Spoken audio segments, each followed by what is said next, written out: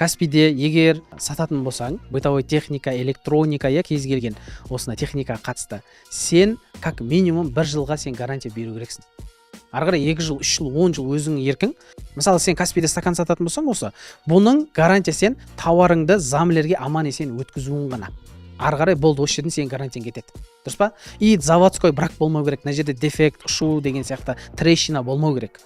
Сен осыған гарантия бересің. Бірақ клиенттің қолына аман есен барған стакан, клиенттің қолында сынып қалса, сен жауапты емессің да. Ал егер бытовой техника сен сап-сау қылып жібердің, клиент қолданды, 6 айдан соң бұзылды. Дұрыс па? Сол бұзылған кезде не істейсің сен? Сенің міндетің ол тауарды полный экспертизаға жіберу. Экспертизада выявлять етеді. Бұл тауар, сырттан удары болды ма, или инструкция жағынан клиент дұрыс қолданбай, замыкание берді ма, деген секілді бар ғой. Соны экспертиза анықтайды. Егер сыртқы тарапынан клиент дұрыс қолданбай, сыртқы тарапынан удар тиіп, зақым келген болса, экспертиза соны шарт береді заключениемен. Ол кезде сен не істейсің? Клиентке отказ бере аласың.